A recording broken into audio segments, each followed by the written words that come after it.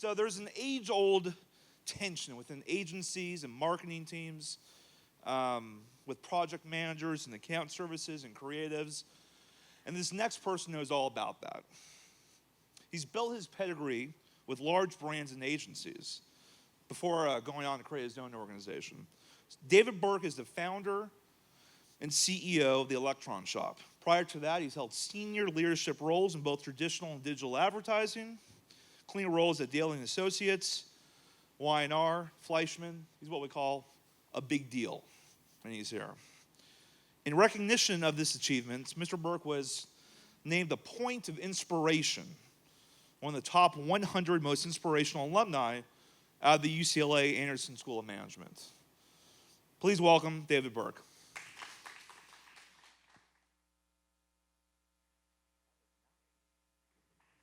So first things first, I want to say, as you can see, I'm no big deal. All right. So unlike the other speakers, I'm actually here for entertainment, okay? I'm not going to talk about numbers. I'm not going to talk about any data or anything like that. I'm going to talk about my feelings, okay?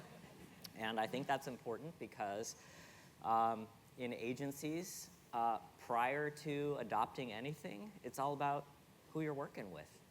So I want to talk a little bit about that. I'm going to save the joke for later. Come see me later, and I'll tell you a long joke that ends. I knew him when he was this big. I knew Central Desktop when it was this big. Caitlin here has been here forever in our relationship with Central Desktop, was our engagement manager. I brought Central Desktop into Fleischmann Hillard, and it's now, I don't know, it's blooming, I guess. So I want to tell you a little bit about my talk. When I gave him the slide, it used to say trigger warnings, so this is my trigger warnings. I'm going to tell the truth, nothing but the truth. I'm going to be sarcastic, okay? Thank God for the CEO of PGI, Bolin, because he swore already, so I'm going to swear. Is anybody offended by swearing? Tell me now. Okay. All right, there's going to be alcohol as part of my presentation, not tequila. I have vodka in mine. Humility, I am going to try to be very humble about the fact that if you're in this business, you better be humble. And I am going to end on a very sincere note, right? I am really going to talk about my feelings. So first of all, I talked about the name of the presentation was Working in a Shark Tank. So big agencies, small agencies, you know, everybody has an idea. Everybody's fighting for their idea, especially big organizations. There's a lot of jockeying back and forth. But, you know, the fact is you won't die by working in an agency. Just sometimes they're nasty and territorial. So just so you know, you're not going to die in an agency. It's not really a Shark Tank. Whoops, I'm standing too close to the speaker. Your chances more likely than dying in a shark attack are winning an Academy Award, getting a full house in Vegas 3 times, dying by a falling aircraft, or winning a Nobel Prize. So I thought that was interesting. I thought I'd share that with you. All right, so let me tell you a little bit about myself. First of all, this is my to-do list, really, truly, in Evernote. This is what it looks like to do. And then the best feedback I ever got from a creative person. Don't try to be the client. Don't be an asshole, okay? So I live by those words. When I'm recruiting creative people, it's fabulous to say, here's my to-do list, and I turn it around and they say, oh my God, I love this guy. He must be a fabulous creative guy. I mean, for a creative to work with. Basically, I've always been in the agency business, worked in ad agencies. I started a software company in 1990. I started a digital agency in 1995, and after 14 years, it became part of Fleischmann Hillard. I was at 4 years at Fleischmann Hillard, and now I have a little agency called the Electron Shop, which is just great and really fun. So, all right, first things first. That was about me. What about you? Is this true? Yes or no? By the way, I'm very interactive. My middle name is interactive, so I want you to participate, okay? I see you sitting in the back. I can see you. All right, so about all of us. People accidentally fall into marketing while they're pursuing other career paths. True or false? True. All right, so that's right. How many, I was an anthro major, any English majors? You know, everybody comes into this business from a different place. But what's interesting about our business is that it's filled with a lot of different types of people. Creative people, primarily. Are there any creative people here, by the way, professional creatives? A couple in the back. I hate to tell you, but you're stuck in childhood, okay? For Account people, well, I'll talk about each of these personalities. So first of all, about art directors, if you guys are an art director, I know you can relate to this. You wish you were painting on the left bank in Paris. So I work with a creative director who thinks that copy is a design element, right? I work with a creative director. I've worked with creative directors all my life who think that copy needs to be 9-point. I've worked with creative directors all my life who can't understand why the logo has to be on it, even if, or bigger. So that's a perpetual thing. So, you know, I hate to be so stereotypical, but, you know, then again, they're incredibly valuable. Wow, things look beautiful. They're creative. They're visually compelling. You know, as you all know, working with great creatives is just a great, great thing. Okay, writers. Copywriters wish they were writing the great American novel in a remote cabin. So I heard there were millennials here. Okay, I heard some people laugh, but for the millennials, do you know who that person is? Their name? No! See? Isn't this great? All right, that's Ted Kaczynski, the Unabomber. And that's his cabin. And he wrote a lot. Copywriters, I think, are like actors, basically. They're very insecure in general. Please like my line. Please like my line. But a great copywriter is it all starts with writing in my mind. Of course, I'm a frustrated writer, so I don't get along with writers so well because I try to write this stuff. But again, a very particular personality. Account people, I think, wish they were creatives, right? Okay, so I see some truth there. Except this is what happens when account people do ads. Wish you were beer. And if you died today, life insurance could be your family's Prince Charming. Just fantastic advertising. So we all need each other, right? We all have to hug each other. And you know, the point of my talk is going to be the fact that central desktop collaboration systems make this possible. Even though everybody fights this idea of change and using a technology, actually you get the best work out of it. Okay, so project managers, any project managers in the audience? Oh, in the back. Okay, are you guys in control? Is everything all right? No? All right, we're going to talk about anxiety in a minute. All right, and then clients. Okay, I'm going to just let you read the slide.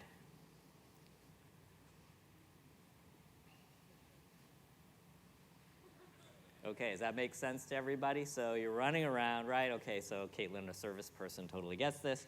And you know, it takes time and many steps to do things. All right, so what do creative people hate? This is based on N equals about 120. I always ask creative people what they hate. Meetings, timesheets, expense reports, account people, clients, deadlines, and 9 a.m. They also have a sinking feeling. This is my favorite one from a creative director I work with now. A sinking feeling that you're going to get a huge, juicy, wonderful assignment at 4:30 on Friday, and it'll be due on Monday morning. So that's the writer, art director. What do account people hate? Body blows from the client. I hate that. Pestering people. Did you do this? Did you do this? Did you do this? Lazy creative people. At least that's the perception. Missing in action creative people. Okay, so my Fleischmann friends, if you're here, at Fleischmann Hillard, I started a creative practice. And the creative department would decide random days that they were going to the museum because they needed creative inspiration. Of course, that was the day that Visa, my biggest client, would call and say, we need something in a couple of hours. Incessant questions. So I have worked with probably a premier, very famous creative director who used to just drive me crazy by asking me questions about the assignment until I was just saying, I think you're delaying doing the assignment by doing this to me. And lack of control of anything. All right, but that's where we live. Now is the time for the woo-woo, touchy-feely, I'm from Northern California stuff about adoption. First of all, let me tell you a story. How did I find Central Desktop? How did I start using Central Desktop? I went to Fleischmann. At Fleischmann, it's an incredibly well-run organization, very, very well-run, and very lean. And I started a creative department, hired a creative director, hired a creative resource manager, hired a video group, really they invested in this, right? And all of a sudden, everybody wanted the services. And the turns in that type of environment is a public relations, a little bit different from advertising. There's just a lot of small things going on.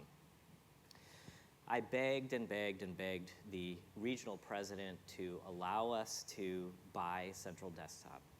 After 6 months of bothering him, I actually got a pilot version. This is in a big organization, FYI, how it goes. Usually bottom up, right?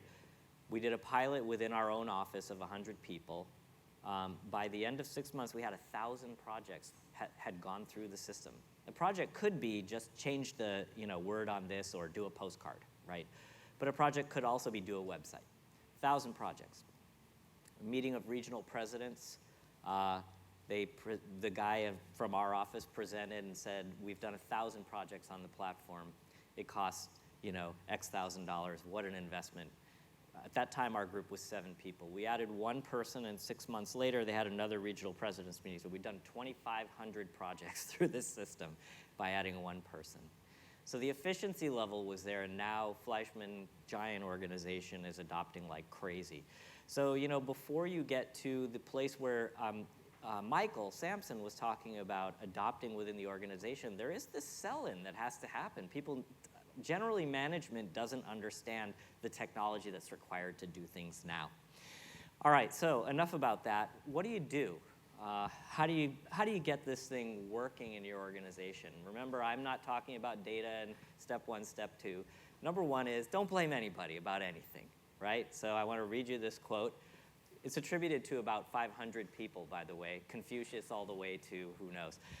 A man who has begun his education blames others. A man who is in the middle of his education blames himself. And a man who has completed his education blames no one.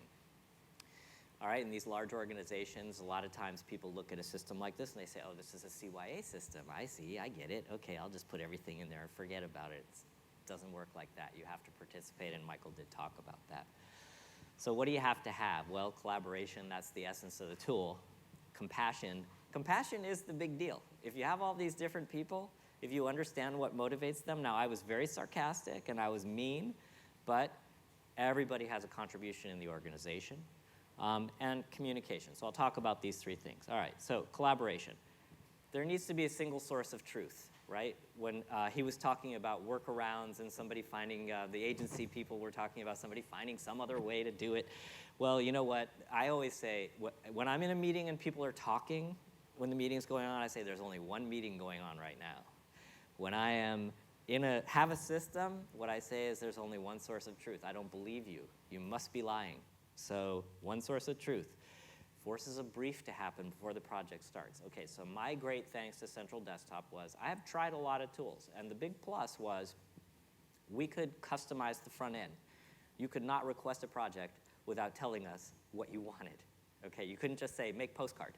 You had to say this is a postcard, the audience is this, the time frame is this, and then the project would go into the system. That's what collaboration is all about. Version control, nobody's talked about this yet. What's the worst thing that happens in your life in the agency business? You sent the client the wrong file, or internally. It happens all the time, happens every day, or oh crap, my machine crashed, whatever, it just constantly happens.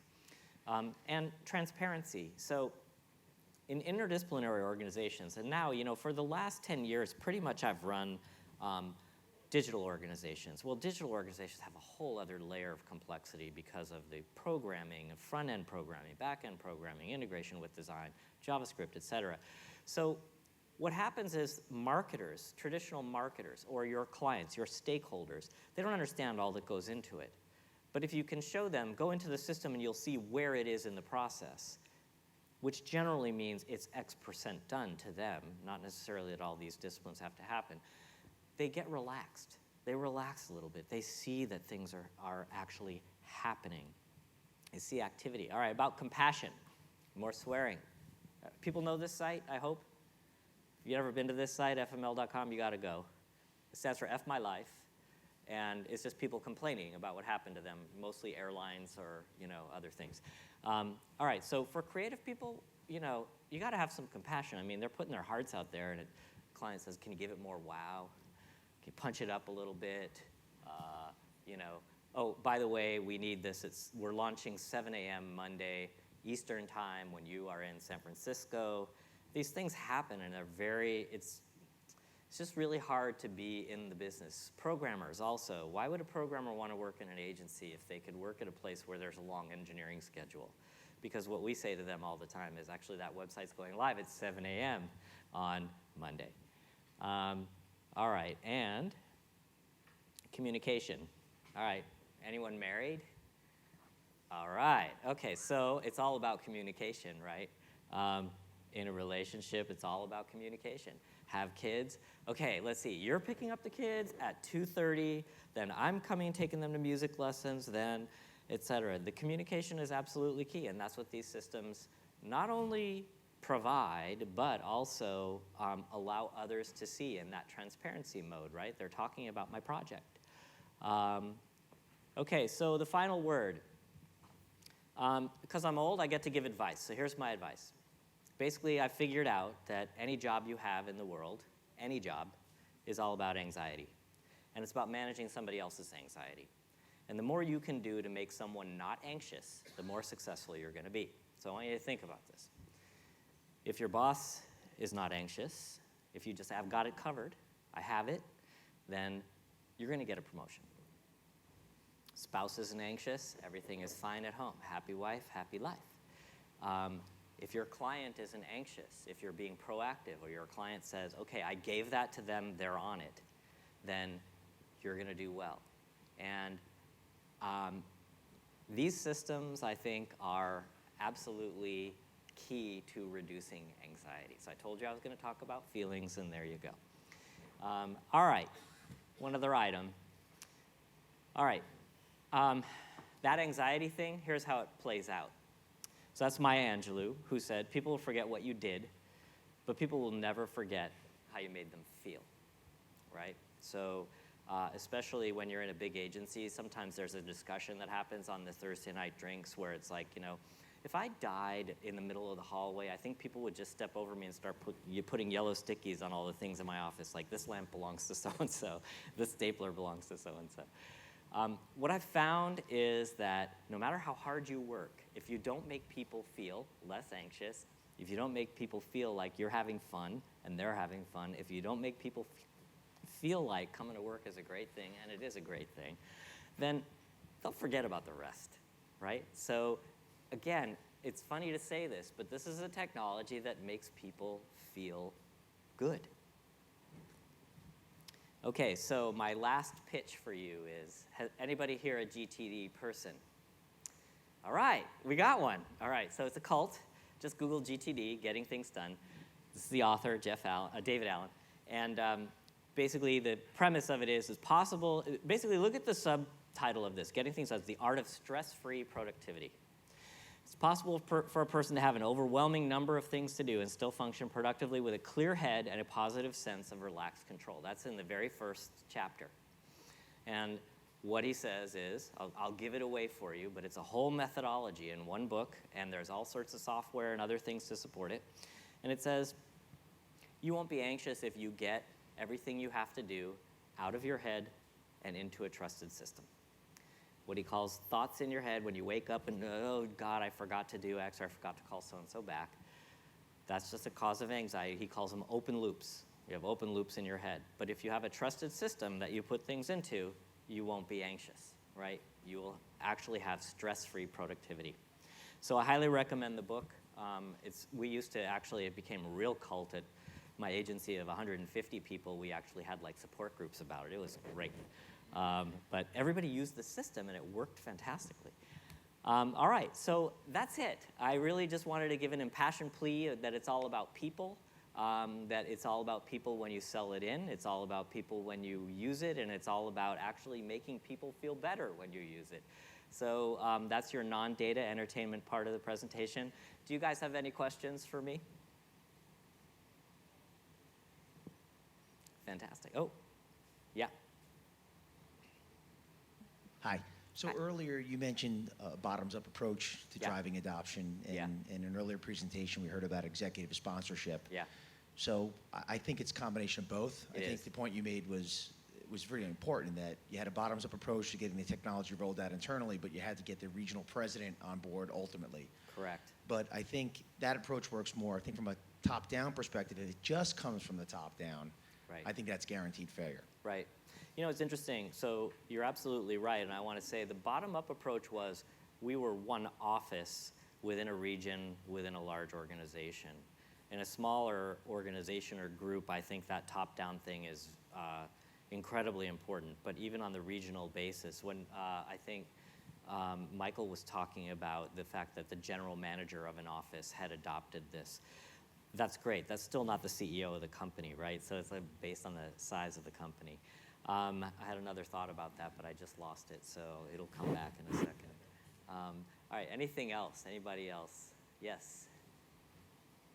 So the subject of return on investment always comes up. Yes. And you were talking about things like less stress level and feeling better. Right. How do you measure those things, or how do you communicate those things and saying this is a huge return on investment because Right. we're less stressful? So this is a great question, and you know what the answer is? Retention. It's really simple. It's retention. When you're working with programmers, like I said, they'd much rather be programming at LinkedIn or wherever else, Google, and they'd get paid more for it too. In the agency business, it's a very stressful business. People, what is the average tenure? Does anybody know the average tenure of a person at just sort of across the country at an agency? How long someone stays at one agency? So it's 2 years, 18 months. What is it? 6 months. Okay, so it is it's about 20 months, right? So how much does it cost to recruit somebody? How much does it cost to onboard them? Frankly, how many clients do you lose when you lose somebody? You do lose clients over that, big ones, because they're used to talking to somebody and then everything just seems to go binary on them and they say, oh, it's all gone to hell. So I think that's such a great question. Again, remember, there is room for data.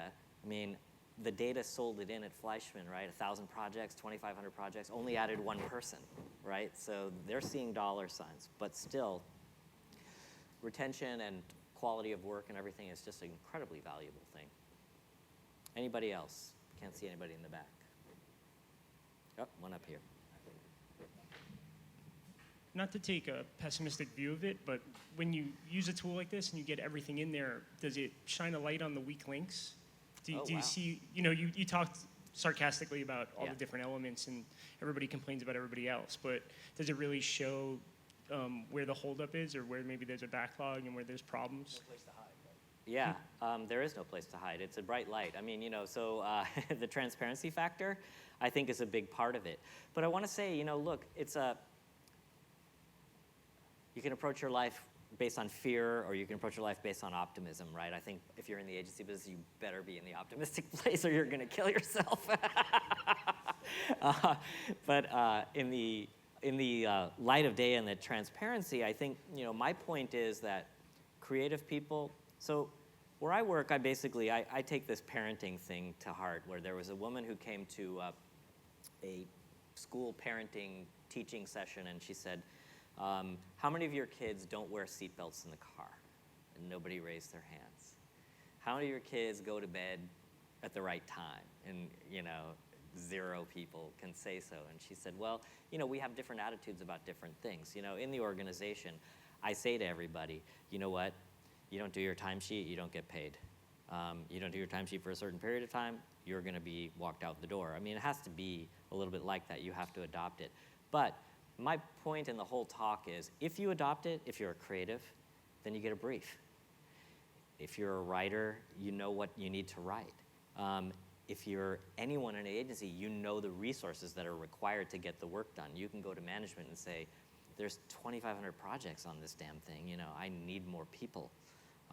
So I think that while it does shine a light on weak links, overall what it shines a light on is resources required. A weak link is a resource that isn't performing. Anything else? I would love to talk to any of you about my feelings, okay? About your feelings too. So be doing therapy right over there. All right, thanks a lot.